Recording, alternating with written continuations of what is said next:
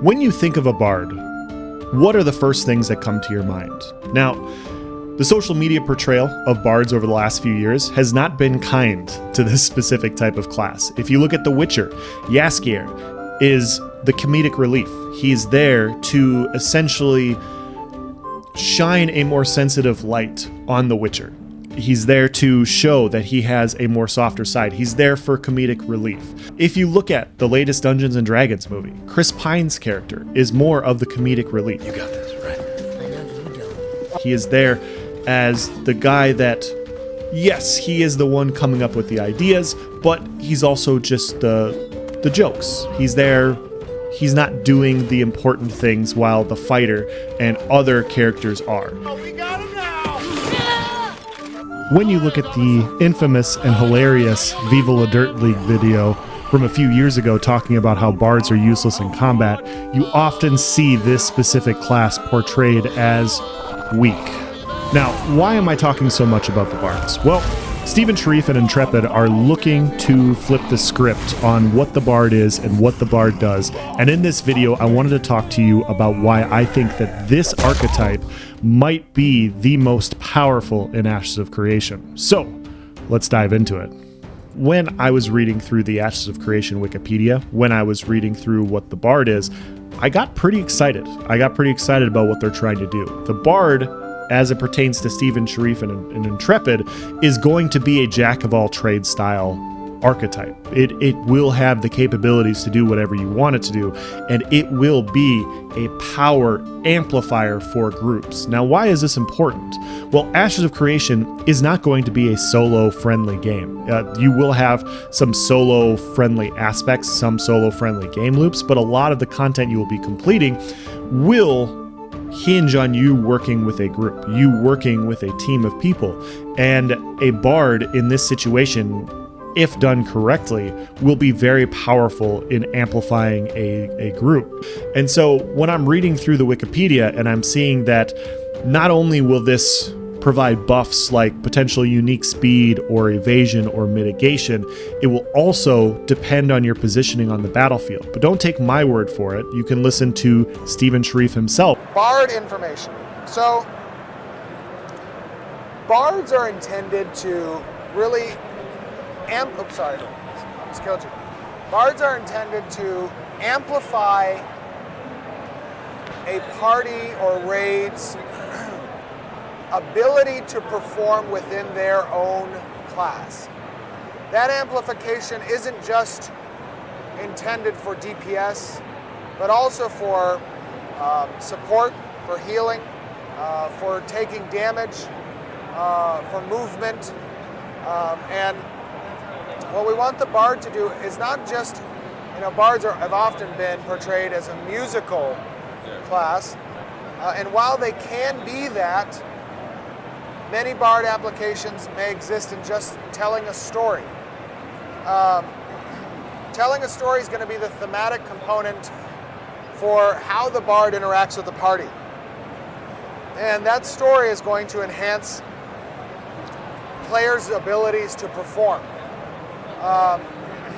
Very similar in a way to buffing up a party. But you're not going to see them as a buff bot that we might have experienced in previous games where they're only good for their buff and then you kick them out of party and they sit in the corner and come back in 30 minutes. Those buffs are going to be related to how they perform. If they're engaged in combat and they land a skill shot against a target, allies within a certain range of that bard are going to be granted a temporary buff that relates to the skill the bard used against a target. So let's say the bard is using a weapon, has a sword out, and slashes some performance action, does some gladiatorial-looking performance attack, and it looks so great, he inspires his friends around him to increase their multiplier on critical damage. And now they deal additional damage against targets for the next 10 seconds or 8 seconds. So you're going to need to be active. You're going to worry about your position, the relation of the position of your party members to you in order to accentuate really what you offer the party. So when I first heard this little snippet from Steven, I got excited. My mind started racing about what a bard could provide. Depending on where you're at on the battlefield, depends on, and what skills you're using, depends on what you're amplifying in your group. When you look at the bard and how they're trying to portray it in Ashes of Creation, it looks like one of those types of archetypes or classes that it really depends on how good you are and what you're seeing on the battlefield. A sports analogy would be like if it was a center fielder in soccer, because they can go offensive if they need to, they can go play on the defensive side if they need to. Yes, I said soccer. The NFL is football. It's been this way for a while, guys. You got to get used to it. The idea of a class being able to provide unique buffs on a battlefield depending on what is going on is a very unique skill. A cleric, a healing cleric will always provide the value of healing. DPS will always be DPS.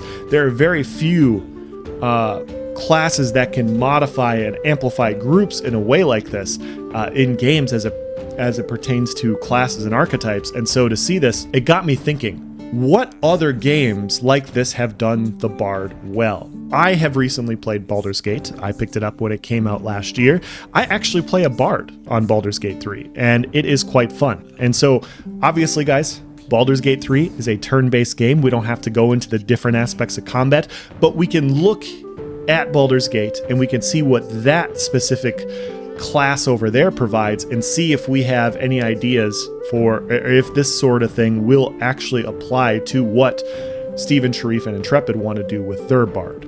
Now, first things first, Steven does have a Dungeons & Dragons background. He does play Pathfinder on his live streams when they're raising money for charity. They do actually play these types of games, and so I think a lot of his inspiration will come from a D&D style game like Baldur's Gate. It's roughly, let's say, 8 o'clock. The sun is setting. So we should probably make camp and start setting up that pavilion that he brought. That takes a while, yeah. Okay, so you want to try to find a spot to set up the pavilion, Yes. perhaps by a river? Someone with survival, please. Yeah, maybe the ranger. Yeah. probably me. So, when you look at my Bard, you see, first of all, it's really sexy. I am a Dragonborn Bard. If you are insecure or if you feel the need to insult my character's drip, let's just say it's about you, and you're very intimidated. When you look at his overall skills and abilities that he's providing, I set mine up to be more of a ranged AoE damage dealer. I wanted mine light armor in the background, able to provide range support damage. So if there are a large clump of mobs, I can deal a ton of damage in one area to take them out very quickly.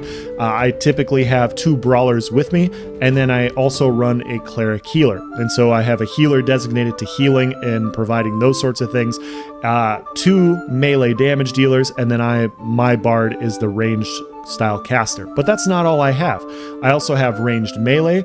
I also have ranged physical damage, and I have physical melee damage. Also, on top of the type of damage that I can also provide heals for people in my group. If we are taking so much incoming damage, we're ambushed by a group, and the healer isn't providing enough support heals to keep everybody up, I can then switch my role over to support healer to keep people alive in those situations so that they can go on the defensive and then get themselves set up to where then they can go offensive eventually. I also have what's called Bardic Inspiration. I can boost their overall damage. If my ranged attack isn't providing enough, but my fighters are, I can then boost their overall damage with my Bard. I can then provide those types of support. And so you look at what a Bard is in Baldur's Gate 3, and it is essentially a piece that can turn or morph into anything else if it needs to. And that becomes extremely valuable in a game like this, where the game design is not knowing the encounters you're going to experience. You're a party and you can get ambushed. You're a party and you encounter a boss and you don't know what their mechanics are. Having a do-it-all style player is extremely valuable in those situations because it allows you to be flexible on the fly. The same thing is going to happen in Ashes of Creation. Steven Sharif has already talked ad nauseum about how they don't want damage meters. They want experiences with bosses in the world to be more like Dungeons and Dragons. They want them to be first encounters so that you get to experience it for the first time. You may wipe, and you may have to go back as a group and formulate your battle plan on how to defeat these things. And so I think Baldur's Gate, despite being turn-based, provides a very good example of what a bard class can be, a jack of all trades. When you hear about what a bard is in Baldur's Gate, they are channeling the voice of the gods. Their song, their storytelling is channeling the voice of creation, and that is why they're so powerful. The comedic relief of bards in movies and TV shows and social media do not apply to the Baldur's Gate bard. Try saying that 5 times over. So that is just one game that has done it well. On the Voices of Vera podcast with Nice Gaming, we talked a little bit a few weeks ago about the Bard class, and a few of our listeners discussed Dark Age of Camelot and how their Bard was done well, which for that game was the Minstrel. I reached out to Viral, who is a listener, and I asked him for some help on this. Thank you so much, Viral, for providing this information. I never played Dark Age of Camelot, but I wanted to get another example for other types of bards that have been allegedly been done very well. And so the Minstrel in Dark Age of Camelot was providing unique style buffs where they were capable of doing crowd control, direct damage, increased run speeds, and much more. They find themselves in the position of being good at many things but gods at nothing. So a jack of all trades style class, very similar to what Ashes of Creation is talking about doing. Jack of all trades, master of none. Holding these valuable skills provides great worth in the fight against monsters and enemies in other realms. For Dark Age of Camelot, the Minstrel's run speed makes them and their group mates very hard to catch in the frontier. Now, I doubt this will be a thing in Ashes of Creation. They already said during the Ranger live stream here this last December that the fastest 2 archetypes in Ashes of Creation are the Rogue and Ranger in that order. So I doubt they're going to provide a run speed for a buff for Bard that's going to be extremely valuable. They might have something on the side, but naturally, I think Rogue and Ranger will stay the speed classes. As a defensive mechanism, groups will seek out minstrels in hopes of having this ability to outrun the enemy and to travel to their destinations much quicker than most. That's just one of several reasons that groups would seek out a minstrel. The minstrel's run speed makes them and their group mates very hard to catch in the frontier. As a defensive mechanism, groups will seek out minstrels in hopes of having this ability to outrun the enemy and to travel to their destination much quicker than most. That's just one of several reasons that group would seek out a minstrel. Minstrels have many offensive and defensive abilities, though they rely heavily on their songs to stay alive. They must play instruments when performing musical pieces, unlike their skald counterparts in Midgard. Minstrels derive from the Rogue class of Albion. They have many similarities to the Infiltrator class in that they have the ability to stealth and sneak around their enemies whenever they are in danger. Though they have these similarities, they are not nearly as strong as the Infiltrator when it comes to hiding. So, I thought this was very interesting. The Minstrel is obviously completely different than Baldur's Gate, but it is once again a class where they have the ability to dish out damage, to provide defensive speed capabilities, to charm pets in the area to fight for you. And so they had very unique skills and abilities that allowed them to be flexible on a battlefield, which once again is what I think Steve and Sharif and Intrepid are going for with their specific bard. Now, a lot of the minstrel applications will probably not apply to the bard. I think potentially, like I said before, with the 64 class system, you could see a bard rogue style class having potential capabilities to provide stealth or sneak detection or something like that. I could see that happening, but I think it would be more probable that it would be more like critical strike damage, that it would ambush damage, attacking from the flank. I think those are the types of things that bards would apply if they chose bard rogue. Bard fighter, I could see a bard fighter being a class that when you use bardic abilities and you're in melee attack range, you're buffing the overall weapon damage of people in your party or in the area that are also using melee weapons. You're inspiring people around you as a bard using these melee weapons to hit harder and do more damage. If you go bard tank, I think you could potentially inspire the more tanky individuals to either have more just overall mitigation, increase their HP pools, provide evasion for people in the group that are using defensive skills and abilities. I think you would see these sorts of things happen. If you go Bard Cleric, I could see the bardic capabilities of healing amplifying other clerics in the area. So you cast your song that heals people in the area. It then inspires your healers in the area to either reduce their cooldown on healing abilities or just provide a modifier to have them heal for more, which would be extremely effective. And so this is the exciting part about what a bard could be in Ashes of Creation. I don't know when we are going to get a bard archetype reveal. I don't know when it's going to happen. I'm assuming we will probably get it before Alpha 2, which will be before Quarter 3. I expect to see...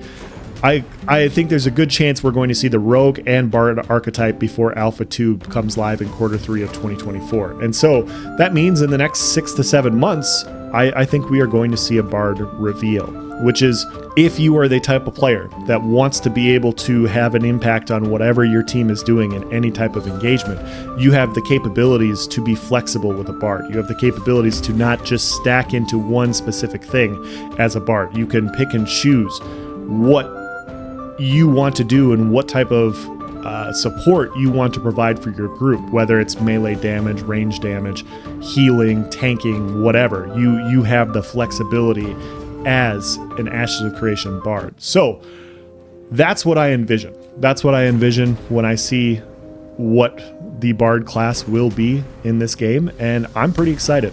I've been saying for a while that I want to be rogue fighter or fighter rogue. Rereading what the Bard is providing, playing Baldur's Gate 3 and seeing exactly how much of a group modification I have as a Bard, I don't know. It's a coin flip for me now. I am looking forward to really testing this archetype in Alpha 2. And so I'm going to end this video here. If you guys have any questions or comments, please provide in the section below. If you want to see more videos like this, let me know. Let me know what other archetype you would potentially want to see covered. But yeah, it sounds like fun. It sounds like fun, and I can't wait. I'll talk to you guys later. Have a good one.